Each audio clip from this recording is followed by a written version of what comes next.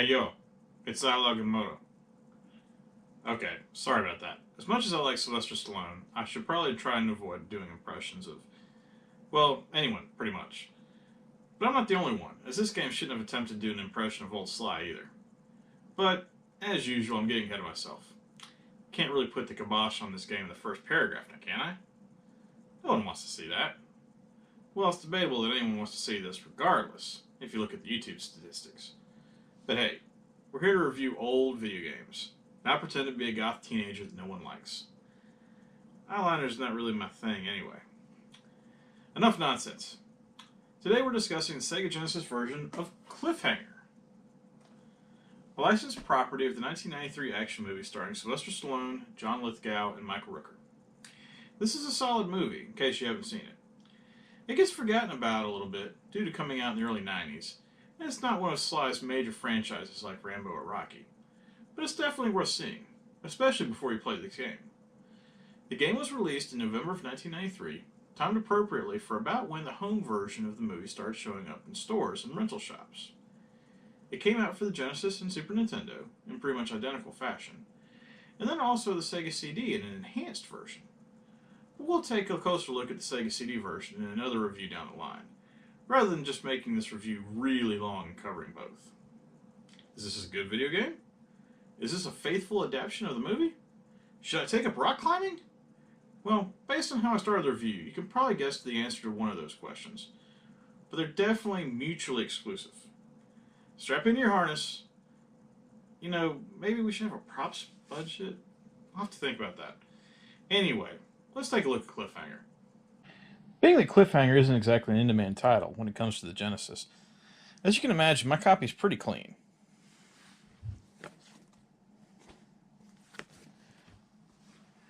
Since it's a 1993 release, they hadn't quite started to use the cardboard boxes yet, and I like how both the name of the game and the Genesis on the side are both running vertically.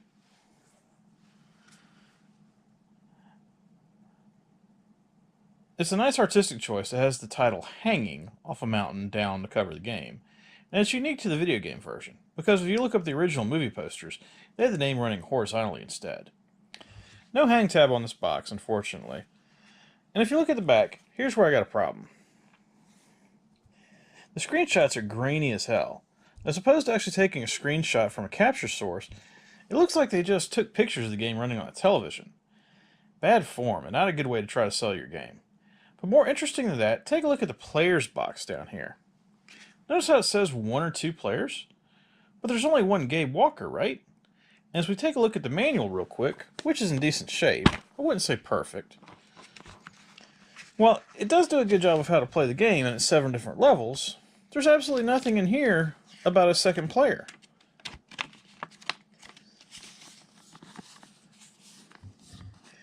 Even the graphic that shows the Genesis and the controller hookup only shows a connection for player 1.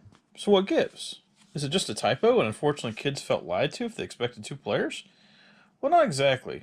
When I was looking up strategies for a certain level, that I'll explain later, I found that there's apparently a secret 1-on-1 fighting mode that can only be accessed by a code. So yeah, while 2-player mode technically exists, it looks like it's just something that was originally planned and removed from the game, and probably no one told the graphic designers to update the box. Unfortunate, but interesting. This isn't the only goof I found with the packaging. If you take a look at the manual again, it looks fairly decent. This isn't a very complicated game, so there's not a ton to explain, but it does cover all the moves and what the buttons do, and how many points certain enemies are worth. The amount of points is important because, as we'll get to in more detail later, this is a tough game. Every life you're given at the start of the game is precious, and you can earn more lives as you go through the game depending on how many points you earn. However, when you go to look at the section of the manual that details this, looks like whoever was designing the manual accidentally left out the section for this. It's not the biggest issue in the world, but I was able to find a scan of a Super Nintendo manual for this game, and not only is the entire thing in color on nice glossy print, this section's intact. Just another strike against it in the cheapness department. On to the game. Let's see if this theme continues. Cliffhanger is stated as a licensed game from a movie. As always with these types of games, I think part of the review score should have to reflect on how well the movie license was used. A game may be a great game, but if you pick up, say, a game based on the movie Predator, and the game itself has nothing to do with the movie, other than having a predator in it at some point, that's a failure, and the Predator fans that bought the game expecting to relive the movie in interactive form are going to be disappointed. So how well does Cliffhanger the game reflect what happened in Cliffhanger the movie? I think pretty well. Obviously, when you're making a beat 'em up, you're going to have to deal with repetitive enemies, and of course Gabe Walker didn't actually beat up that many bad guys in the movie. But if you get away from the actual gameplay and take a look at the individual layouts, it's not that far off plot-wise. At the beginning of every level, you get pictures with dialogue running at the bottom displaying scenes and quotes from the movie, to set up the plot if you haven't seen the movie and aren't familiar with who all the characters are. The game begins with Gabe beginning to look for the first case of money that had been lost by the bad guys. The intro scene and backstory detailing Gabe and Hal's complicated past is ignored, for good reason, as while it's important for the movie, it's never mentioned in the game, and as such, is unnecessary. The art in these cutscenes is done well, and you can usually tell a resemblance between the characters and their movie counterparts. As you proceed through the game, each level is reminiscent of the scenes in the movie, from the mini avalanche that Gabe has to endure at the beginning, to unsteady rope bridges, climbing various mountain walls, the historical cabin that's reached about halfway through, onto the dangerous bat-filled cave with perilous stalactites, and the finale that includes the showdown with Quaylen and the helicopter. Also, as you fight through the game, the individual enemies somewhat resemble characters in the movie, including all the bosses that are specifically members of Quaylen's outfit that you slowly defeat one by one. Overall, the game does feel like the source material, and it definitely appears that the game designers at very least did justice to the story of the license. So having a good story is all well and good, but it's only one aspect of a game, and we definitely need to look at all aspects to get an accurate view of the game. Graphically, the game looks decent. It's really not the best Genesis game I've ever seen, but I've also seen worse. If I had to give the game's graphics a one-word description, it would be mediocre. The same few palette-swapped enemies are fought over and over again, and I do mean few. Off the top of my head, there's Ponytail Guy, Knife Guy, Fat Guy, and the first and second bosses who are reused commonly. That's it. Other than the remaining 3 bosses, you fight 5 enemies over and over and over again throughout the entire game. The backgrounds look decent, and depending on the level, you get 1 layer of parallax scrolling in the background. But again, there's just much better out there. I will say I like the previously referenced art used in the in-between level cutscenes, as all the pictures were hand-drawn and not sourced directly from digitized pictures from the movie. But the game just feels like it could have been more. Sound in the game is somewhat limited, but not bad. I wasn't really able to count exactly how many songs are in the game from a background music perspective, but there's definitely more than a few, so you don't end up getting tired of the same music loop over and over again. And all the songs sound good, with only a few strident notes hitting here and there. There's far worse music on the console, and not having to worry about grading repetitive tracks disrupting your concentration is nice. Likewise, there aren't that many sound effects in the game, just a lot of punches, kicks, gunshots, and groans, but they all sound appropriate. So far, I'm sure you're thinking, good story, average graphics, decent sound, this game might be worth a look.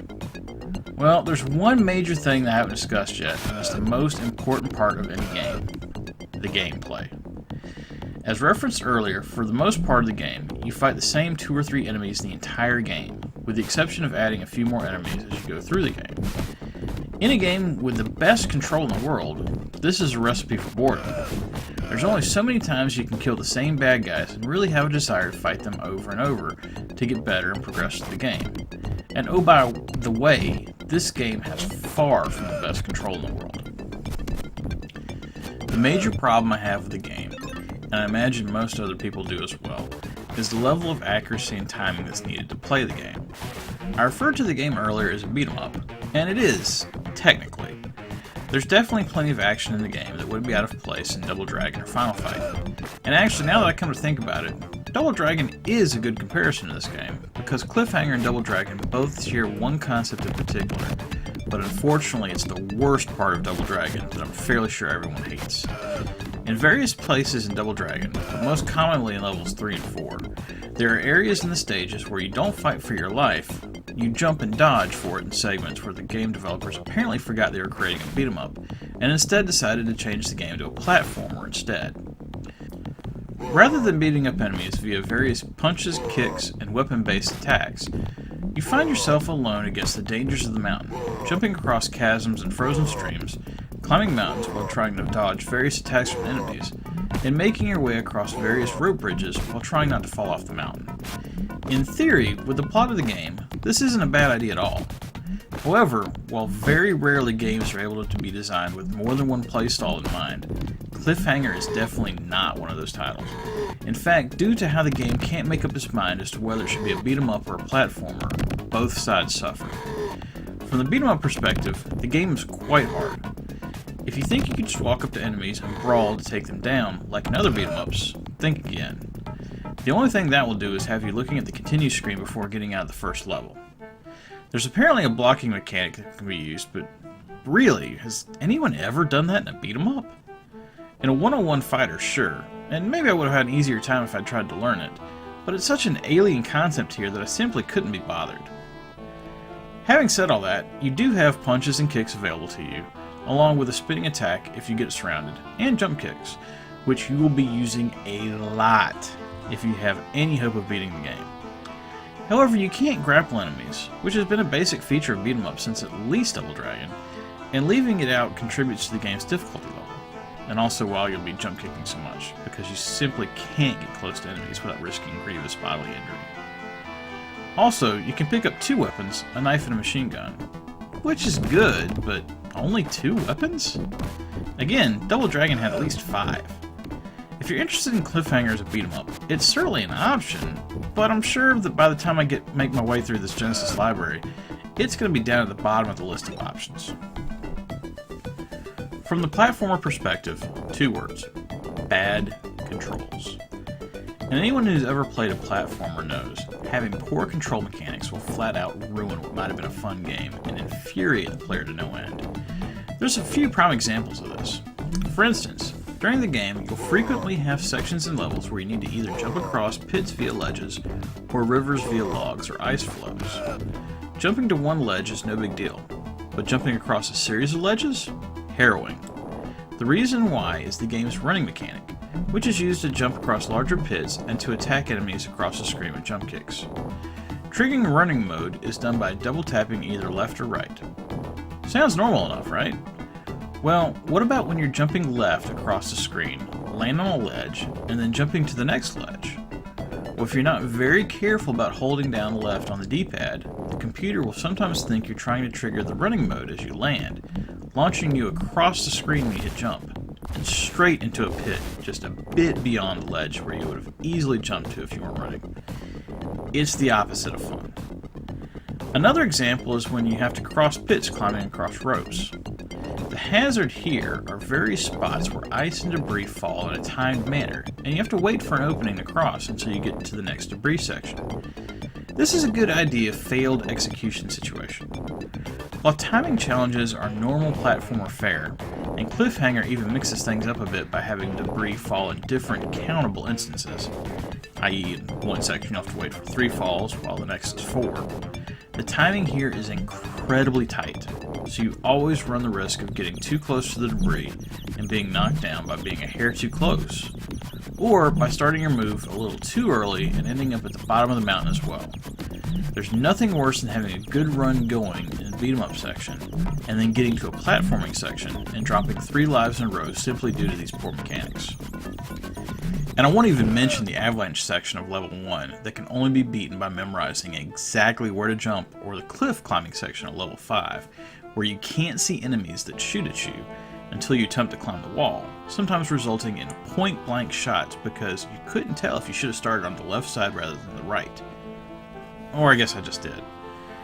Anyway, overall I'm giving Cliffhanger a 2 out of 5, almost purely due to the fact that Sony did attempt to follow the plot of the movie, and the graphics and music are mediocre. If the game was improved, or it simply didn't feel like a stripped-down version of a better game, it could have easily been a 3 or maybe even a 4. But as is, I would stay far away unless you've played everything better in the genre already a few times. And then only if you're really bored. And in that case, Just watch the movie again. So there we go, Cliffhanger. What about the Sega CD version, you ask? And its snowboarding sequences that were completely made up and no basis in the film? Well, maybe we'll get to that in 100 episodes or so. I'm a bit tired of jump-kicking enemies at the moment. Who knows, maybe the additional FMV sequences and gameplay will be enough to get it to a 3. But I wouldn't count on it. Tune in next time. I think it'll be a driving game. We haven't done one yet. Seems like a good idea. Remember, whatever you enjoy playing, have fun, and be excellent to each other. Later.